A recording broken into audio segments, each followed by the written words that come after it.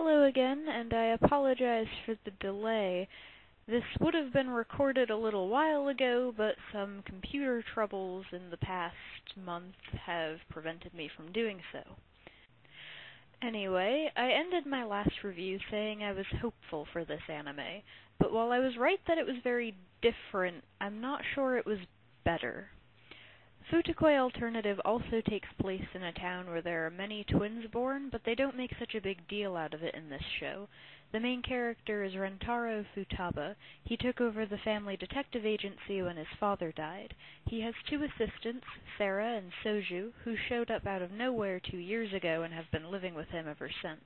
I feel like this was a good place to start because in the original the Shirogane twins were two of the most interesting characters.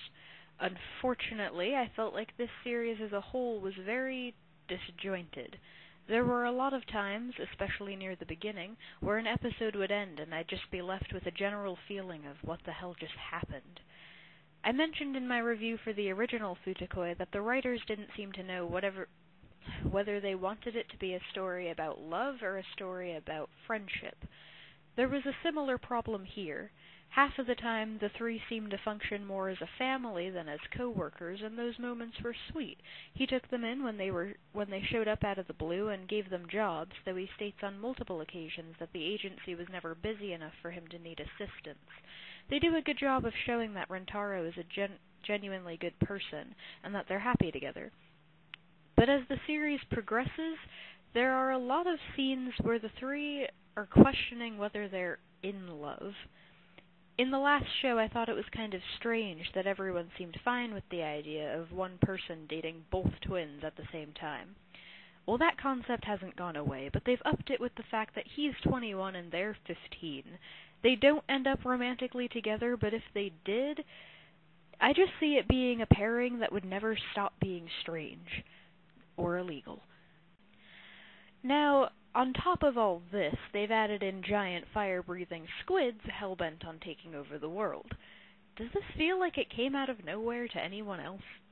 Don't get me wrong, they did a pretty good job of tying this randomness into the original storyline, but I just feel like it was still very out of place in this show. Not to mention that Rentaro isn't exactly cut out for an action show, as they kind of depict him as a lazy chain smoker. That said, while the opening is very cool, it's kind of misleading. Excluding episodes 1, 12, and 13, there really isn't that much action in this show, which is probably why when there was, the action felt so out of place. However, there was one aspect of this show that I felt they really improved upon from the first. In Futakoi, it felt like they tried to make too many characters important in too short a time span. In the end, I just didn't feel any real connection to most of them.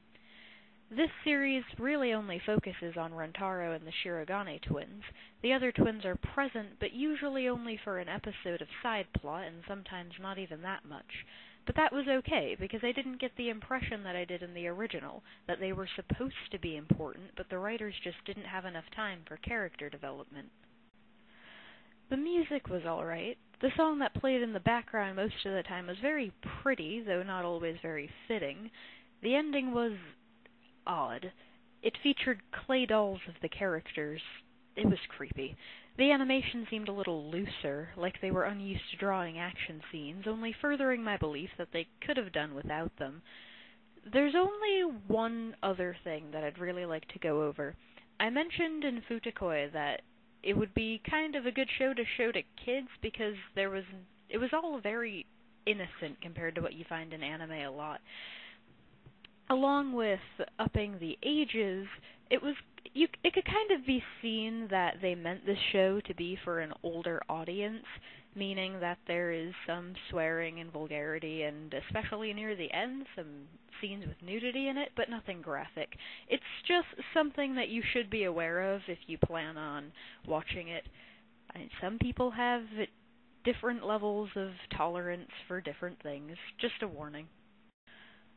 Other than that, it's kind of hard to compare the two series because they're so different, so I can't honestly say if this one is better. It definitely had some deep moments, or it attempted to have some deep moments. I don't know. It wasn't the most amazing thing I've ever seen. though I hesitate to ward you away from it too strongly because all the other reviews I've seen for it have been pretty positive. So, as a whole, I'm just gonna stay away from these two shows myself, but please feel free to watch it if it sounds like something you're into and judge yourself. Maybe there was some really deep meaning that all these other people saw who've been giving it the really positive reviews that I didn't. Thank you for watching.